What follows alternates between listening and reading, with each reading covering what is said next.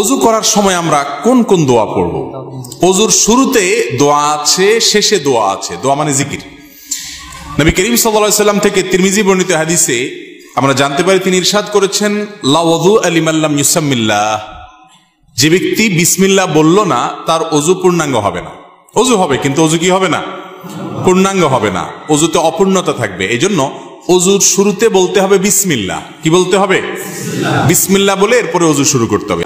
অনেক ইমামদের মতে বিসমিল্লাহ না বললে ওযুই হবে না, যদিও এটা মুফতাবিহি বা ফতোয়া নাই কথার উপরে, এই কথা চাইতে ওযু হয়ে যাবে এটাই সঠিক, কিন্তু ওযু যদি বিসমিল্লাহ বলা ছাড়া করেন মানটা একটু কম হবে, তরকারি লবণের কমের মতো, এটার কোয়ালিটি একটু কম হবে, কোন রকম হলো আর কি।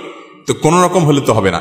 নবী করিম সাল্লাল্লাহু আলাইহি সাল্লাম বলেছেন, ওযুর ক্ষেত্রে সব সময় আসবিগুল ওযু, তোমরা ওযুকে পূর্ণাঙ্গ রূপে করো, আই আকমিলুল ওযু। ওযু কখনো যেন তেন করতে হয় না, ভালোভাবে করতে হয়। এই যে শীতের মৌসুম আসছে, এখন দেখবেন যে ওযুতে কত তাড়াহুড়া মানুষ করতে পারে। গরমের সময় দেখবেন ওযুখানা সিরিয়াল লাগে থাকে, শীতের সময় ওযুখানা সব সিটগুলো খালি, কারণ আসরের ওযু দিয়া এশা পার করার বুদ্ধি। অথচ এরকম চাপাচাপি করে ওযু ধরে রাখা ঠিক না, স্বাস্থ্যের জন্য ক্ষতিকর, আমলের জন্য ক্ষতিকর। এই জন্য ওয়াইলুল লিল আকাবিরিন নার হাদিসে আসছে, পায়ের গিরা গোড়ালি এই যে চিপা চাপা আঙ্গুলের শুকনা থাকে, এগুলো বিশেষ করে শীতের সময়, অন্য সময় তো বটেই, শীতের সময় বিশেষভাবে এগুলোকে যত্ন সহকারে ধুইতে হয়। যাই হোক, তো ওযুর শুরুতে বিসমিল্লাহ বলতে হবে। কি বলতে হবে? বিসমিল্লাহ। এটা হলো প্রথম ওযুর শুরুর জিকির। আর ওযুর মাঝখানে কিছু পড়তে হবে কিনা, আপনারা অনেক বই পুস্তক দেখেন, সেখানে হাত ধোয়ার একটা দোয়া আছে, কুলি করার একটা দোয়া আছে, মুখ ধোয়ার একটা দোয়া আছে, মাথা মাসা করার আরেকটা দোয়া আছে, পাও ধোয়ার আরেকটা দোয়া আছে, আছে না নেই? এটা বিশুদ্ধ কোনো হাদিস দ্বারা প্রমাণিত নয় যে সকল অঙ্গ প্রত্যঙ্গে আলাদা আলাদা দোয়া আছে, তাহলে তো একজনের ওযুতে 10 মিনিট করে লাগবে, ঠিক না? ওযুর শুরুতে শুধু বিসমিল্লাহ পড়বেন, এটি হাদিস দ্বারা প্রমাণিত, যেটি বললাম তিরমিজির হাদিস। আর শেষে একটা দোয়া আছে, একটা বাক্য আছে, কালিমায়ে শাহাদা। সহিহ মুসলিমের হাদিসে আসছে, নবী করিম সাল্লাল্লাহু আলাইহি সাল্লাম বলেছেন, কেউ যদি ওযু সুন্দরভাবে করে, ভালো করে কুলি করে, ডলে ডলে ওযু করে, এরপরে শেষে যদি এই বাক্যটা পড়ে, তাহলে জান্নাতের 8টা দরজার সবগুলো একসাথে খুলে যায় এবং সে যে কোনোটা দিয়ে প্রবেশ করতে পারে। সে বাক্য হলো কি? সে বাক্য হলো আশহাদু আল্লা ইলাহা ইল্লাল্লাহু ওয়াহদাহু লা শারীকা লাহু ওয়া আশহাদু আন্না মুহাম্মাদান আবদুহু ওয়া রাসূলুহু। ওযুর শেষ এই কালিমা শাহাদা পাঠ করবেন।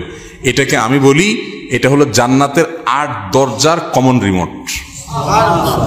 এক রিমোটে 8 দরজা খুলে যায়, এরকম একটা আমল। কিন্তু শুধু দোয়া পড়লে হবে না, ওযুটা সুন্দর করে করতে হবে, শীতের ভয় করা যাবে না, ডলে ডলে ধুইতে হবে, পানি অপচয় করা যাবে না, শুরুতে বিসমিল্লাহ বলতে হবে, মেসওয়াক করতে হবে। মেসওয়াক ছাড়া ওযু কখনো পূর্ণাঙ্গ হয় না। মেসওয়াক কয়জনের পকেটে আছে যদি আমি এখন জিজ্ঞেস করি, আমি নিশ্চিত 10টা হাতে উঠবে না। আমি কি ভুল বলছি? বেশিরভাগ মানুষ আমরা মেসওয়াক করি না। মেসওয়াক একটা ডাল রাখবেন পকেটে। আমি চেষ্টা করি আমার পরিবারের সকল সদস্যদেরকে মেসওয়াকে অভ্যস্ত করতে। মেসওয়াকের মাধ্যমে ঈমান তাজা হয়, ঈমান তাজা হয়, এর সাথে ব্রেইনের নার্ভের সম্পর্ক, ঈমান তাজা হয়। মেসওয়াক করবেন। তো এই জন্য পূর্ণাঙ্গ ওযু করবেন, শুরুতে বিসমিল্লাহ আর শেষে আশহাদু আল্লা ইলাহা ইল্লাল্লাহু ওয়াহদাহু লা শারীকা লাহু ওয়া আশহাদু আন্না মুহাম্মাদান আবদুহু ওয়া রাসূলুহু। এই দুটি দোয়া শুরু এবং শেষে আছে।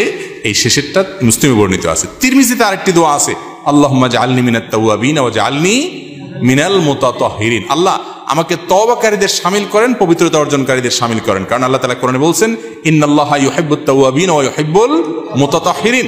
আল্লাহ তওবাকারী এবং পবিত্রকারীদের পছন্দ করেন। তাহলে ওযুর শুরুতে বিসমিল্লাহ, শেষে কালিমায়ে শাহাদা, এবং তারপরে যদি আরো অতিরিক্ত পড়তে চান, সুযোগ থাকে, আরেকটা হাদিস আছে, সেটাও পড়া ভালো, আল্লাহুম্মা জাআলনি মিনাত তাওয়াবিন ওয়া জাআলনি মিনাল মুতাতাহহিরিন।